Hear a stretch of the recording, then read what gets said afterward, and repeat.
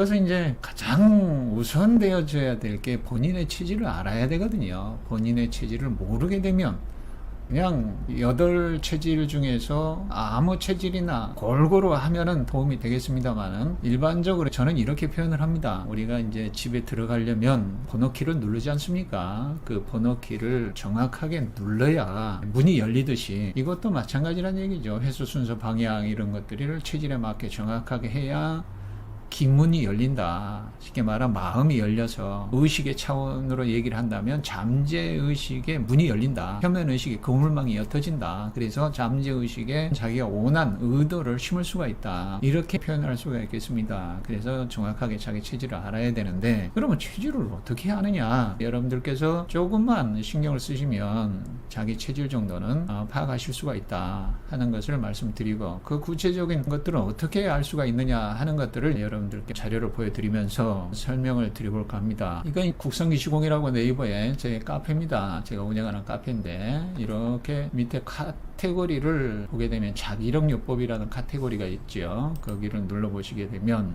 여기가 되겠죠. 자기력요법이 아니고 적당맥진법이 있습니다. 여기에 카테고리 적당맥진법, 적당맥진법을 누르게 되면 팔체질 맥법이 나옵니다. 여기 그러면 클릭하시면 이렇게 팔체질 맥법에 대한 것이 상세하게 올라가 있습니다. 이게 1번 맥진 환자의 좌수부터 시작한다, 2번 뭐 이렇게 쭉 한번 살펴볼 수가 있겠습니다. 이거는 네이버에 국성기시공 카페 적당 맥진법의 팔체질 맥법 이렇게 보시면 그림을 한번 보여드리죠. 그림을 보여드리면 오른쪽 맥은 이렇게, 왼쪽 맥은 이렇게 나오는데, 이런 형태로 1, 2, 3이라고는 이게 1지를 얘기합니다. 1, 이게 집게손가락, 2지가 가운데, 3지가 4지가 되겠죠. 그렇게 해서 이렇게 오른쪽 맥, 왼쪽 맥을 잡는데, 이런 맥이 나오면 금양체질이다. 그 다음에 이런 맥이 나오면 금음체질이다. 또 이런 맥이 나오면 토양체질이다. 또 뭐 토음체질이다. 이런 식으로 확연하게 이 맥이 드러나거든요. 그러니까 이런 것들은 일반 맥하고 좀 다르게 꽉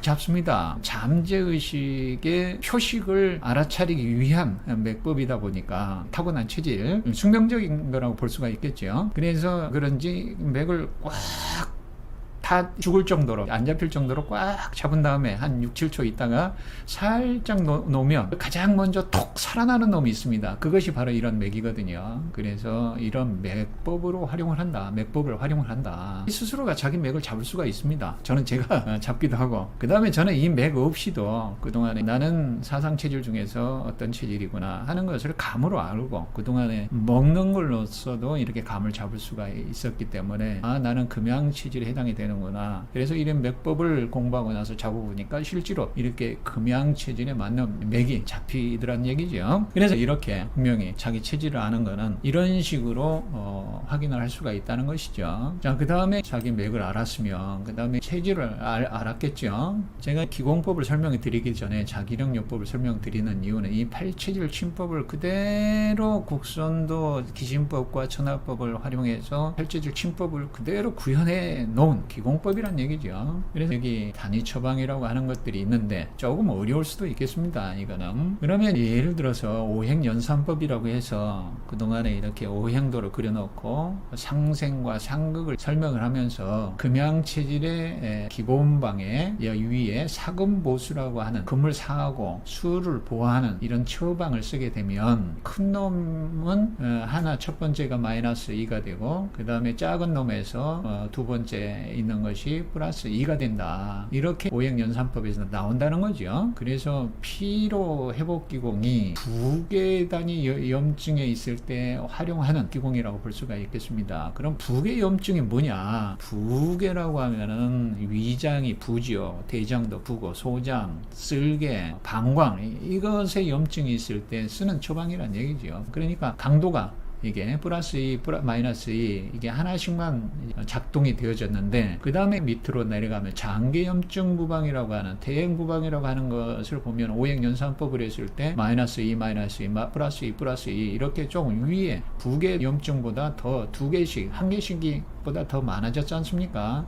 그러니까 강도가 더 세졌다는 얘기가 되죠. 자극이. 그러니까 이 위에 P로는 중기단법의 저항 정도가 걸린 기공법이고, 통증 타파 기공은 장에 염증이 있을 때 쓰는 기공법. 다시 말하면 장이라 그러면 폐, 비, 간, 신, 심장에 염증이 있을 때 쓰는 기공법이란 얘기죠. 거기에 이렇게 마이너스가 2개, 플러스가 2개 자극이 깊게, 건곤단법의 행공의 저항 정도가, 강도가 걸리는 기공법이기 때문에 이런 그 통증, 근골격계 질환에도 쓸 수 있는 기공법이다 볼 수가 있겠습니다. 그럼 다시 정리요. 이 금양체질의 사근보수를 쓰게 되면 여기에 이 가운데 제로에서 큰 놈 장기가 제일 가볍게 마이너스 2, 그 다음에 작은 장기 중에서 플러스, 두 번째 플러스 2가 작동이 되고요. 그 다음에 이 장기 염증 부방에서 사토 보목이라고 하는 것을 쓰게 되면 이렇게 마이너스 2, 마이너스 2, 또 플러스 2, 플러스 2 해가지고 더 강력한 저항이 걸린다는 얘기죠.